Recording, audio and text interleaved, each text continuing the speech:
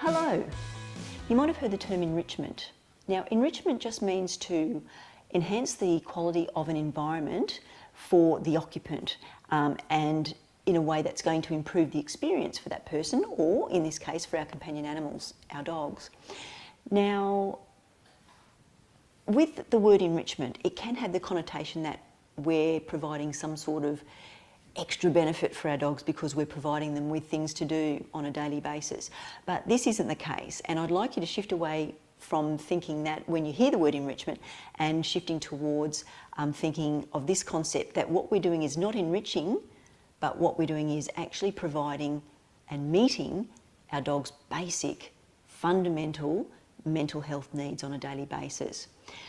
Dogs are very social creatures, and just like us, they need a range and a variety of things to do, things that they like to do, but they also need to perform behaviours that they were instinctively born with, things that they don't have control over, things that they actually need to do as a species every single day. And of course, the most common things is the most common instinctive behaviour that we see is sniffing, exploring, investigating. Of course, other behaviours like digging, chewing, those sorts of things, playing fetch, running, chasing things, they're all normal dog behaviours as well. So depending on what your dog likes to do, choosing the appropriate activity based on what your dog prefers to do, your dog's personality, their confidence levels, and also taking into account their breed characteristics as well. Do they have short legs? Do they have a short muzzle? So taking into account your dog's physical attributes as well, and their ability to manipulate or interact with that particular enrichment item that you might be providing for your dog.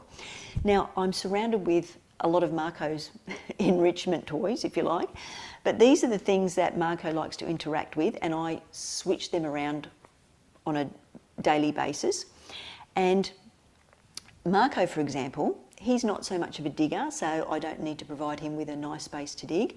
He doesn't like chewing that much unless it's a chew item that he might like to have every now and then. He likes to interact with soft textures and soft surfaces. He likes to manipulate things with his mouth and pick pieces up. He doesn't actually chew foreign objects and swallow foreign objects, so there's a lot of things here that are very safe for Marco, for me to hide food in, because I know he's not going to pull these off and chew them and swallow them. You need to take that into account for your own dog. But I wanted to classify the items and the activities for our dogs into things that you can buy or purchase, but also the homegrown food puzzle toys that you can make at home that are very simple and very easy. Now, the first one is, this is a must-have. So if you have a dog, these are the two items that I think every human that has a dog in their life should have for their dog. So the first one is a snuffle mat, and I've got two different types here. I've made both of these, and it's simply threading through a lot of strips of material through the holes. This is an old peg basket that I've done this with, but here I've bought a non-toxic rubberised mat with holes in, and just threaded through the loops to create this effect here. It does take a while, but once you've done that and see the reaction from your dog, it's so rewarding, and your dog will really appreciate that. You hide kibble in those, scatter kibble amongst the strips of fabric, and your dog will enjoy foraging for their kibble in the snuffle mats.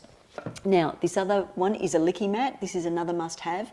Licky mats are great. They're just silicone-based mats. You can buy them online. You can buy them at any kitchenware store or department store. Make sure they're silicone-based because you can wash them in the dishwasher. They've got some lovely ridges and grooves here. You simply spread cooked sweet potato, roast sweet potatoes or potatoes, other vegetables if you like, soft food, soft, safe food for your dog.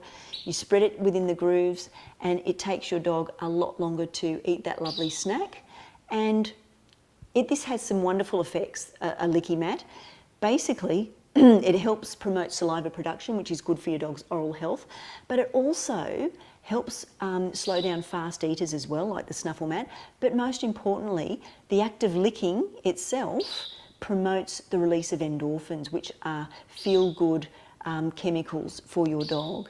And so if you have a dog that likes to groom themselves, this is a really good way to redirect that grooming behaviour into something that's more productive and rewarding as well, because there's a lovely tasty treat on the mat.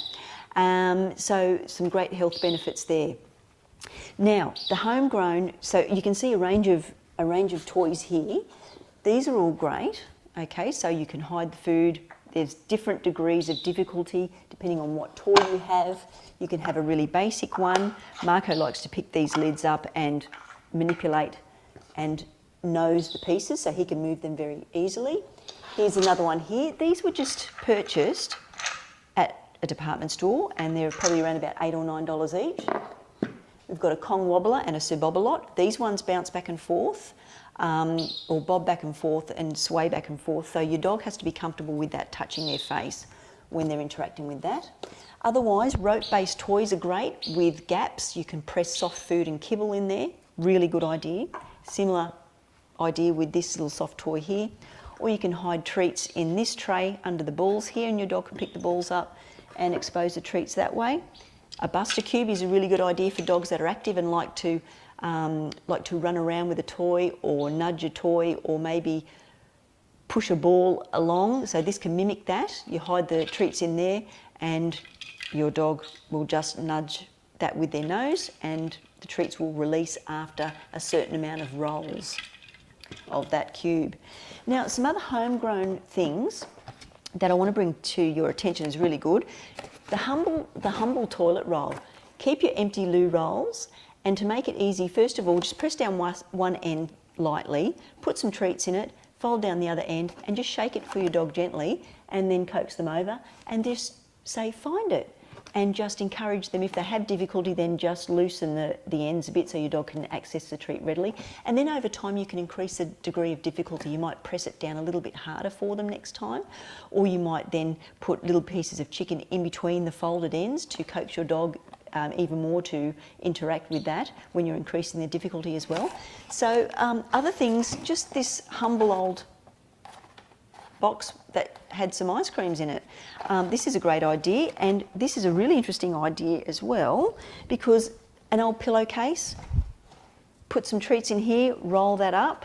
You can either give that to your dog to find it and enjoy it that way, or you can increase the difficulty when your dog's used to that, and you can simply put it in an empty box like that. I always make sure both ends are open because sometimes Marco might get his head stuck, and if you can see at the end, he can much more easily orient himself, and he doesn't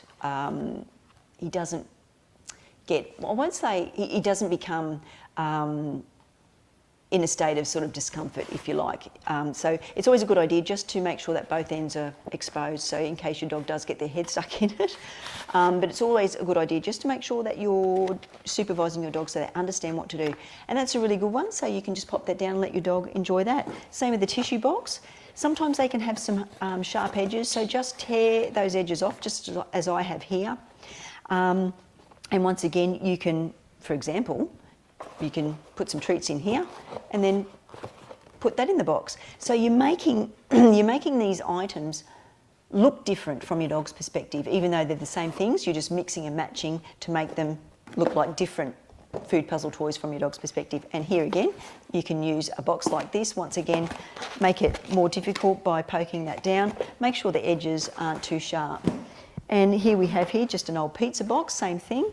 And once again, just anything that you can find around the house that you're not using that's old. I just found a piece of old scrap material after I finished making Marco's snuffle mat, and I thought, well, that's great. I can just use that to roll treats up, or even use this rope toy, put some food in there, and then roll that up to change the degree of difficulty for Marco, and increase the time a little bit for him to get through all of those treats. So it just takes a little bit of imagination and thinking outside of the box, and you can create so many different options for your dog and help just keep them occupied and mentally stimulated, especially when they're at home alone. So just one other thing, when we're looking at getting an enrichment package, or basically just a lot of different activities and things for our dogs to interact with to keep them mentally occupied and mentally stimulated, the important thing is to rotate them on different days, as I mentioned, but also make sure that when they're not in use, just pop them away in a nice tub like this that they can't see into, and put that out of sight. And then that way you can take out some toys, and because they will have been in the box and not lying around, that will have more of a novelty factor for your dog. So I'm really hoping that you can see the value of this, not just looking at enrichment as being something that is a luxury for your dog, but seeing enrichment as something that is a necessity. It's a requirement for your dog. It's something that is a basic mental health and welfare need for your dog, and they need it on a daily basis. They need mental stimulation just like us, and they need a variety of things to do. So I hope Marco and I have given you some ideas, and you're really excited to get some things together for your dog and start them today. That's about it for this video, and we'll talk again soon. Right, Marco, what are we going to have for you today?